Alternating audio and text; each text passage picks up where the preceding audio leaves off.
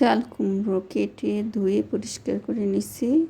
আসসালামু আলাইকুম। এই তো কুমড়া দিয়ে রুই মাছ রান্না করবো। রুই মাছটা হলুদ লবণ মরিচের গুঁড়োতে মেখে নিয়ে রাখছিলাম, এখন একটু ভেজে নিলাম, হালকা করে ভেজে নিব।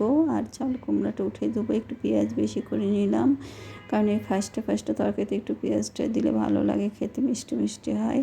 এই তো জিরা তেলের মধ্যে দিয়ে জিরাটা ফোড়ন দিয়ে দিলাম, আর আদা রসুন জিরা বাটা দেওয়ার পর একটু মরিচের গুঁড়া হলুদের গুঁড়া লবণ দিয়ে একটু ভেজে নিব তেলের মধ্যে।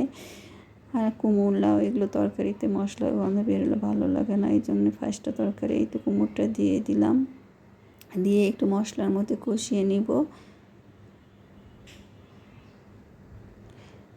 তারপর হালকা পানি দিয়ে একটু ঢেকে দেবো, এই পানি কুমড়ের পানিও বের হবে, আর এই পানি দিয়ে একটু একটু সিদ্ধ হয়ে যাবে। তারপর কষে নিব, কষানোর পরে একবারে ঝোলের পানি দিব, দিয়ে বলক উঠলে মাছ ছেড়ে দেব। এই তো একবারে ঝোলের পানি দিয়ে দিলাম, দিয়ে মাছ দিয়ে দেবো।